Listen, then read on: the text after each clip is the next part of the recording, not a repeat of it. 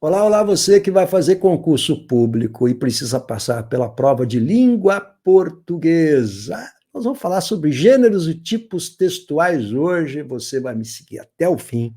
Você vai dar dicas, você vai aí propor dicas, informações, enfim, vídeos que eu possa fazer para ajudar. Aí manda sugestões. Entra aqui no meu canal, te inscreve no canal, ajuda o professor a construir esse canal. Meu nome é Ricardo Russo, sou professor de língua portuguesa, jornalista, professor universitário. E hoje eu vou tratar de algo que me interessa substancialmente, que são os gêneros e tipos textuais. O vídeo de hoje, ele serve para quem vai fazer concurso público, para quem vai fazer vestibular, para quem vai fazer Enem, para jornalistas também e até, quem sabe, advogados, para entender um pouquinho como é que entra a questão dos gêneros aí na área do direito. Nós vamos falar sobre tudo isso, portanto, bem múltipla a aula de hoje.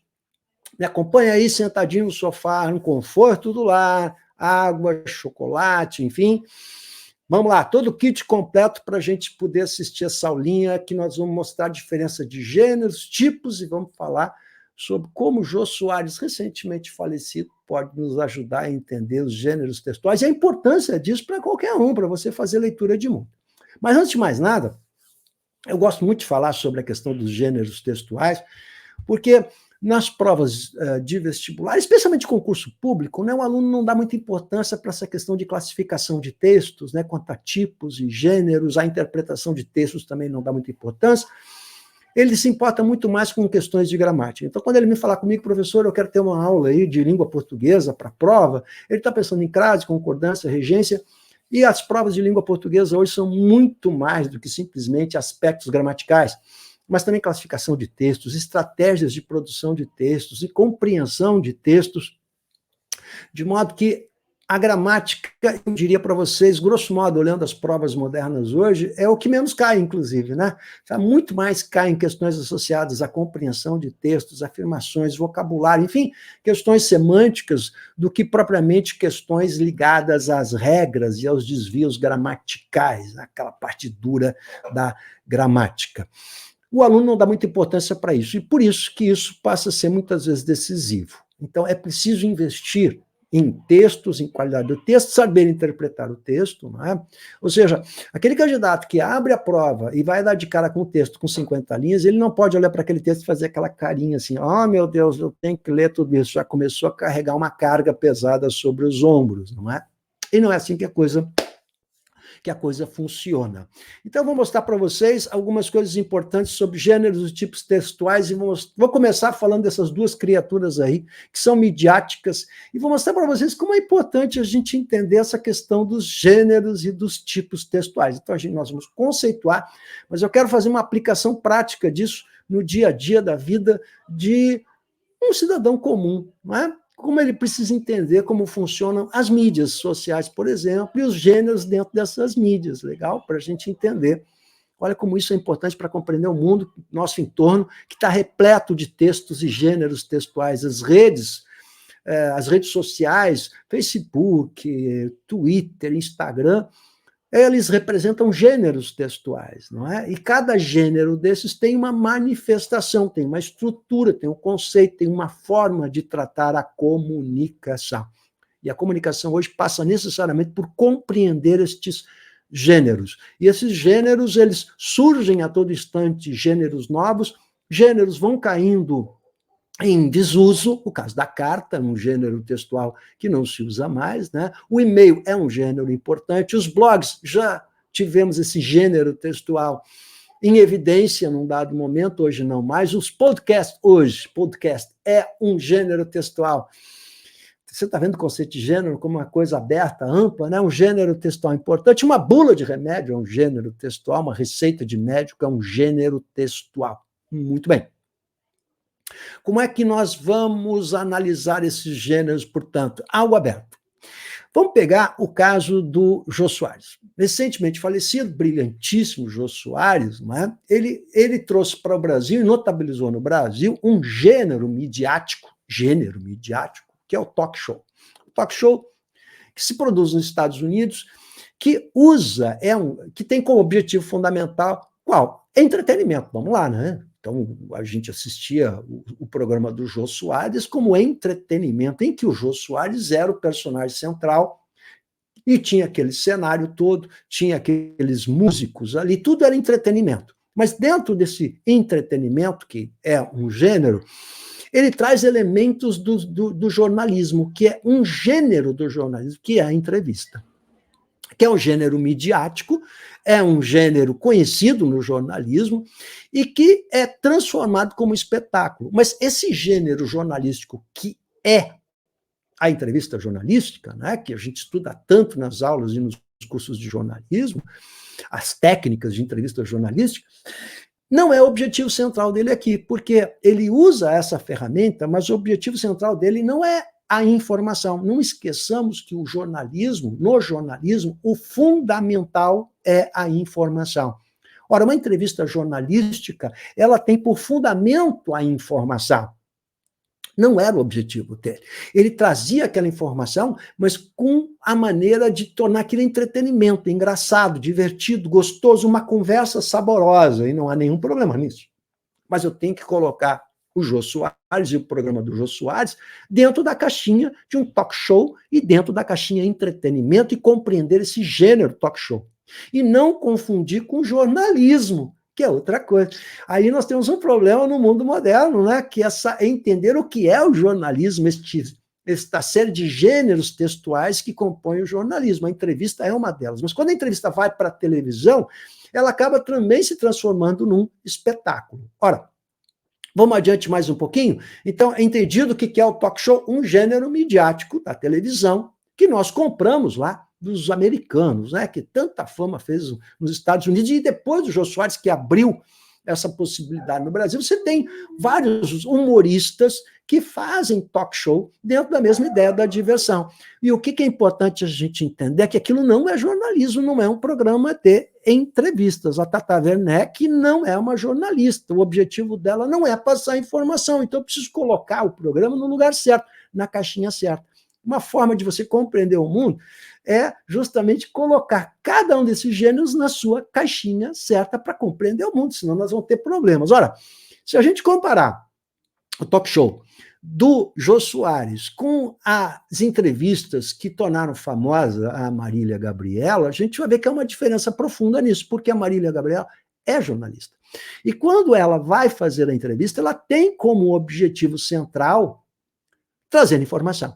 Mas como nós temos uma entrevista jornalística na televisão, a televisão é espetáculo, tem que ter entretenimento também. Então, aquilo que no jornalismo a gente considera como uma entrevista jornalística, o que no jornalismo que se considera como um entrevistado é o assunto central, é o mais importante. O entrevistado é que é o mais importante numa entrevista jornalística. Quando a Marília Gabriela está entrevistando, não é só uma entrevistada, ela também é um espetáculo à parte, com o óculos dela, colorido, que ela tira, bota, e ela usa aquilo como uma ferramenta midiática.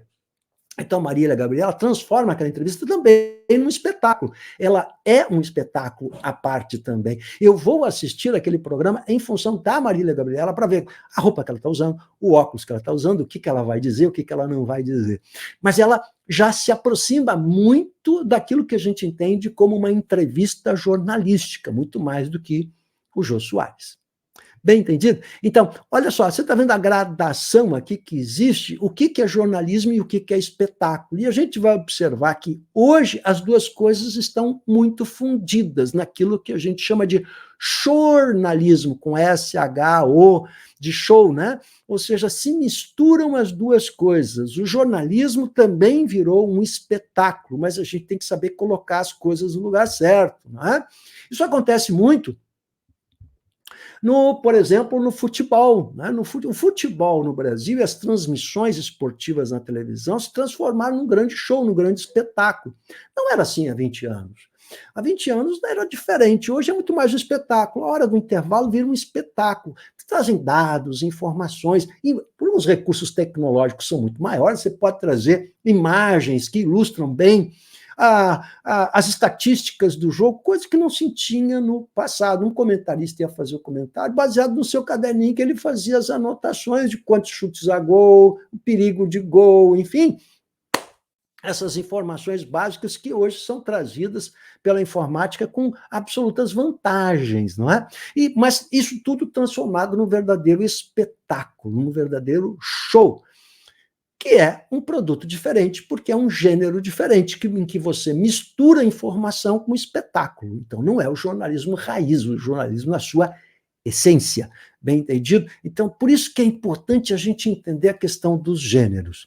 Agora, olha só, eu vou pegar para você aí que é aluno de direito, ou para você que é advogado, e vou mostrar para você como a coisa funciona na área do direito. Na área do direito, nós temos os subgêneros da área do direito, ou seja, o direito possui um gênero próprio textual, gêneros textuais, e dentro desse gênero textual do direito, nós temos os subgêneros.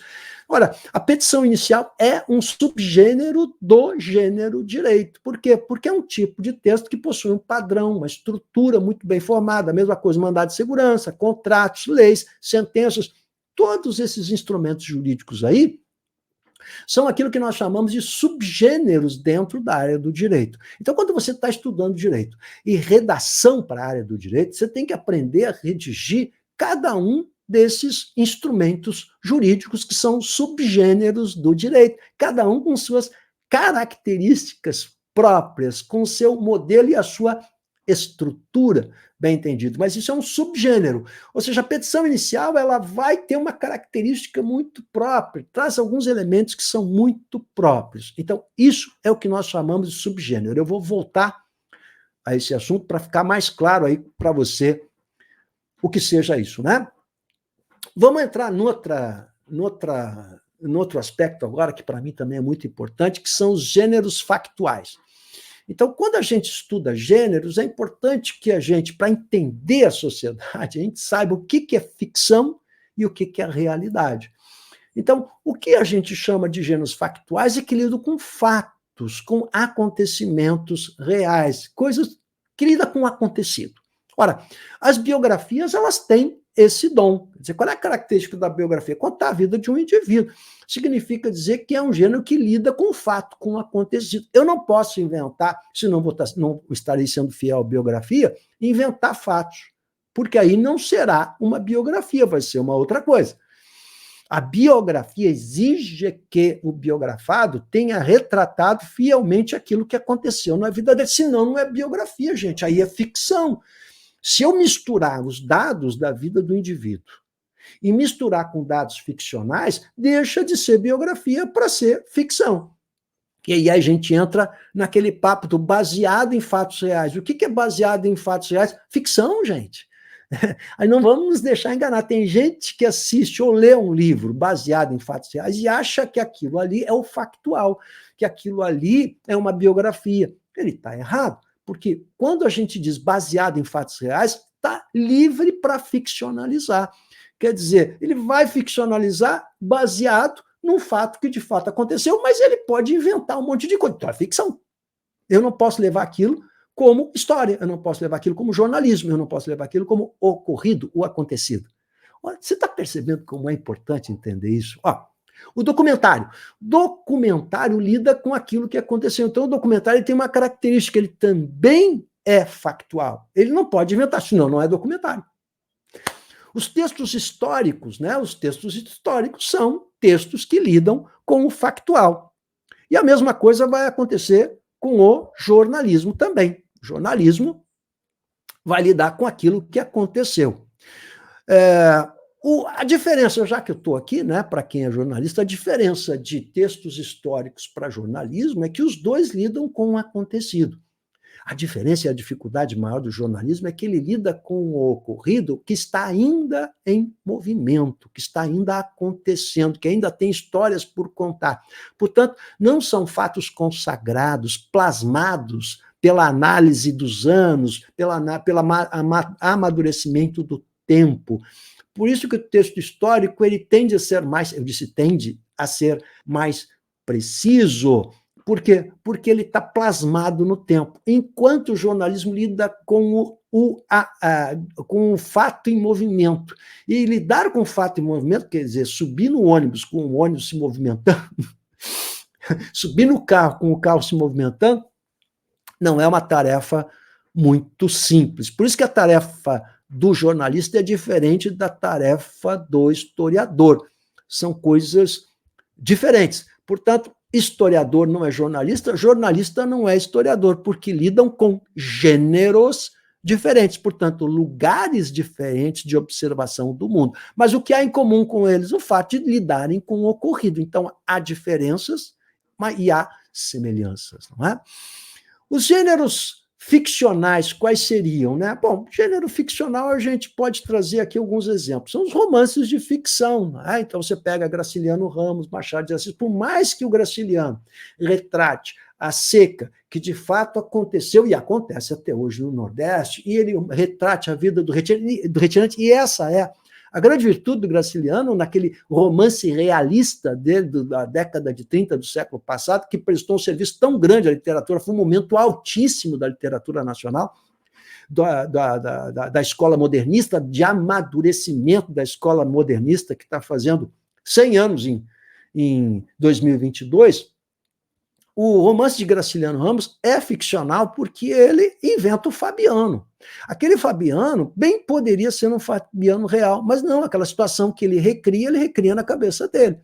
Por mais próximo que aquilo seja de Fabianos que de fato existam, ainda assim é ficcional. Mas eu não posso dizer com isso que uma obra ficcional não tem o mesmo valor de uma obra que lida com o acontecido. Existe essa ideia, não é? Por quê? Porque o serviço prestado por Graciliano e outros mais, Jorge Amado, por exemplo, que trouxeram a vida do Nordeste para o homem do Sudeste e do Sul, que mostraram a vida do nordestino, do retirante, tem um valor notável. Por quê? Porque é um momento importante da nossa literatura de desvelar, de revelar uma vida que o Sudeste não conhecia, que o Sul não conhecia, e, portanto, a importância da ficção é incontestavelmente muito grande, apesar de acharmos que o acontecido, ou lidar com o acontecido, tem mais relevo e mais importância que o ficcional. Muita gente acha que a ficção não tem importância nenhuma, tem várias importâncias, aí eu estou dando uma delas, dei o exemplo do Graciliano Ramos, né? Filmes e teatro também são obras, em tese, ficcionais, a não ser que o filme seja um documentário. Aí é um subgênero do filme, né? O documentário ele vai retratar o que aconteceu, né? A mesma coisa o teatro, tá bem? Se for uma biografia, bom, aí vai estar ligado com aquilo que de fato aconteceu. Beleza? Então, eu tenho que separar o que é ficção e o que é realidade. Então, quando você pega um filme da Netflix, é muito comum as séries da Netflix serem baseadas em fatos reais. E aí o cidadão desavisado, que não conhece gênero, ele vai assistir aquele filme e achar que aquilo ali, de fato, aconteceu.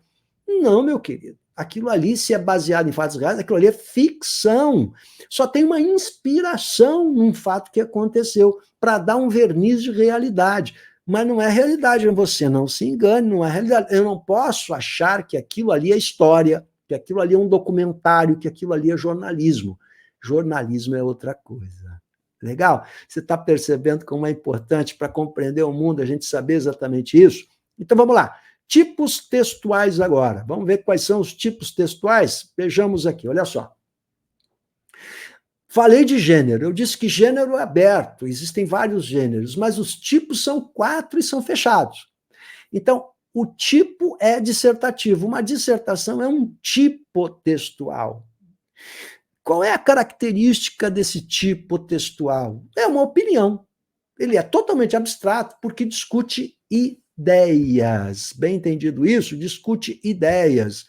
Olha só, eu vou pegar um texto jornalístico, legal? Eu vou pegar um artigo de opinião de um site de notícias.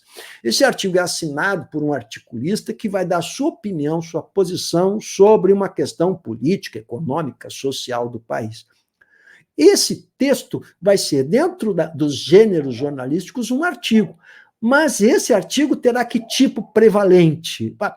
Vai prevalecer a dissertação. Né? A dissertação, por quê? Porque é um texto opinativo abstrato, mas dentro do gênero artigo no jornalismo. Então, eu estou classificando quanto a gênero e tipo, não posso misturar as coisas. Né? O tipo é dissertativo, dissertação é tipo. E aí, nós vamos mais, a dissertação pode ser expositiva, quando apenas expõe ideias, ou argumentativa, quando tenta convencer o leitor, o interlocutor, do seu ponto de vista, né? Muito bem, então há dois tipos dissertativos aí, mas essa é uma outra discussão um pouco mais à parte, eu estou dando uma ideia do que é um texto dissertativo, que é um texto de ideias. A narração vai contar uma ação, vai ter ideias de tempo e de lugar. Então, vamos ver isso agora na área do direito. Na área do direito, você vai fazer uma petição inicial. A segunda parte da petição inicial, dos fatos. Você vai relatar, ou melhor, narrar aquilo que aconteceu de acordo com aquilo que foi narrado a você pelo seu cliente. Então, você vai pegar aquela informação toda e vai construir o seu dos fatos. Baseado no quê? Baseado no que interessa do ponto de vista jurídico, não é? Então, é claro que o seu cliente vai falar um monte de coisa que não vai interessar para o instrumento jurídico que você está montando. Então, você vai ter que depurar aquele texto e pegar o que é essencial e fazer o relato daqueles fatos, ou seja, narrar o que aconteceu. É um texto narrativo. Mas em algum momento da petição inicial, quando você vai argumentar a favor do seu cliente, você vai fazer a dissertação.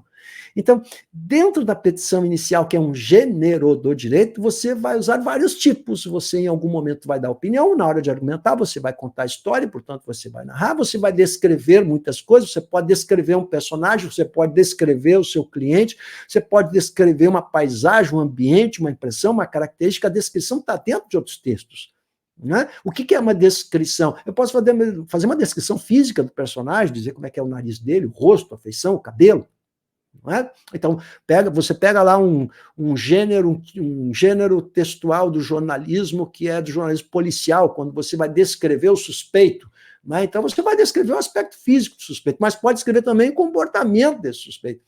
Ele é violento. Bom, aí eu estou vendo o comportamento, isso também é uma descrição. Eu posso escrever a paisagem, o ambiente, são impressões características referentes àquilo que está sendo descrito. Bem entendido? Então, isso é uma descrição. E o texto injuntivo é um texto instrucional. O que é isso? Serve para instrução. Um manual qualquer de um produto eletrônico que você tenha comprado, né? O celular que você comprou vai ter um manual instrucional, que é a explicação de como é que eu faço para ligar aquele aparelho e poder utilizar aquele aparelho. Uma receita de bolo, uma receita de qualquer comida, né, de doce, de bolo, enfim, é um texto instrucional. Uma receita do médico é um texto instrucional. E no momento, lá voltando para a área do direito, né, no momento em que o juiz vai dar a sentença, ele vai fazer um texto instrucional, porque ele vai dar a instrução, qual vai ser a punição, qual vai ser, enfim, não é? Vai usar verbos no modo imperativo, que é o que é uma característica, você imagina, estou dando uma receita, né? Abra não sei o quê, coloque tal coisa, ponha 2 colheres disso, daquilo, né? Eu estou usando o modo imperativo, que é uma característica do texto injuntivo. Então eu tenho, olha bem, eu tenho aqui, para você entender, o tipo de texto, que são esses tipos que eu apontei para você aí, observando que o dissertativo é desmembrado em 2 tipos, né? O expositivo e o argumentativo. Quando a gente trabalha com os alunos aí, a gente mostra isso, o que é, os alunos que treinam para concurso público, para Enem, o que é um texto argumentativo, a característica da argumentação, que é diferente da exposição. E isso é diferente de gêneros textuais. Mas tudo isso me leva à importância de compreender os gêneros textuais, e mais do que isso, quando a gente fala, para fechar, quando a gente fala em gênero textual, muita gente pensa num texto escrito e não percebe que texto pode ser qualquer coisa. Não é? Uma estátua é um texto, uma pintura é um texto, uma obra de arte é um texto, enfim, uma fotografia é um texto. E você vai observar como isso já é explorado no Enem, mas em provas de concurso público ainda não. Na prova de concurso público é o texto tradicional ainda. Sempre as provinhas do Enem, elas estão mais à frente nessas visões de linguagem e textualidade, do que provas de concurso público que são mais conservadoras, não é? Mas vai chegar um momento que nós vamos ter tirinhas, que nós vamos ter pinturas, que nós vamos ter obras de arte, e vai se pedir a compreensão e a interpretação desses textos. Então, sempre que nós falarmos textos, você tem que imaginar que texto é um enunciado amplo que tem um significado, e pode ser verbal ou não verbal. Legal? Então, não é só aquele texto verbal, escrito, com o qual nos deparamos ao longo da nossa educação na escola. Espero que você tenha gostado do vídeo. Esse assunto é bem relevante para todo mundo. Se você tiver dúvida, por favor, põe aí. Se quiser bater um papo, entra no meu WhatsApp, que vai estar aí na descrição também. A gente está à disposição de vocês para ajudar essa caminhada aí rumo ao nosso crachá. Quem sabe é o sucesso e é tudo que a gente sonhou, beleza?